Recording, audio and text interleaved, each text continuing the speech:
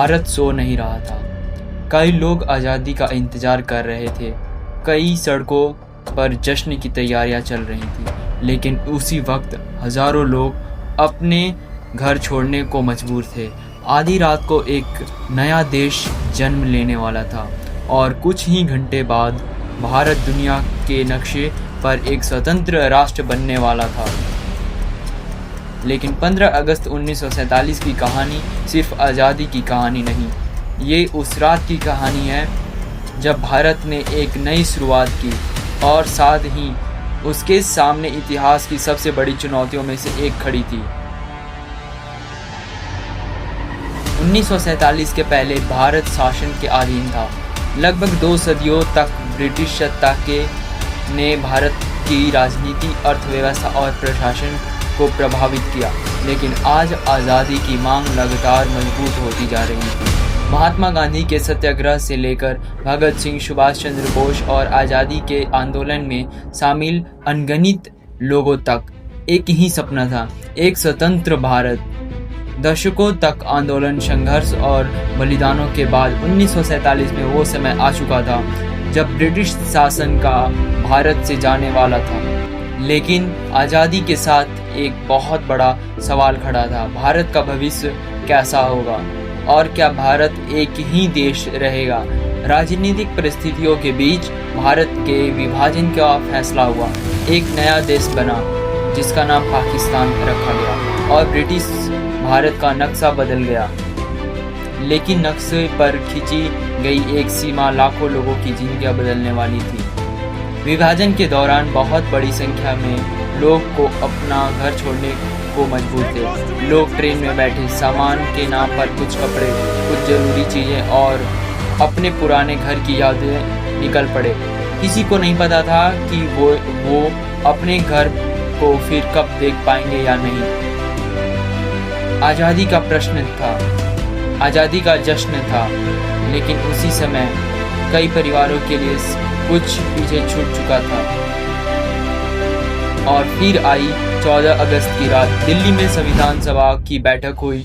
घड़ी ने आधी रात का समय पार किया और भारत ने ब्रिटिश शासन को स्वतंत्र प्राप्त की। जवाहरलाल नेहरू ने संविधान सभा में अपना प्रसिद्ध भाषण दिया।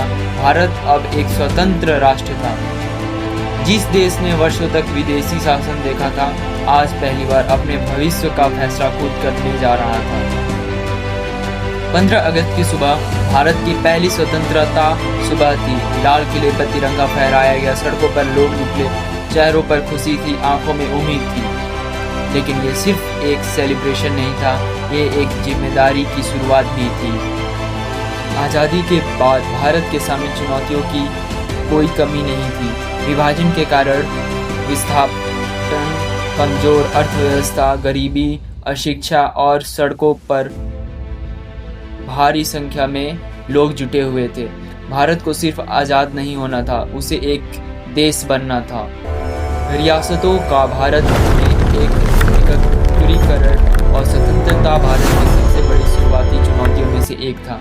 सरदार वल्लभ भाई पटेल और वीपी मेनन की भूमिका इस प्रकार में बेहद महत्वपूर्ण रही। धीरे धीरे एक बिखरे हुए राजनीतिक नक्शों से एक संगठित भारत का निर्माण होने लगा।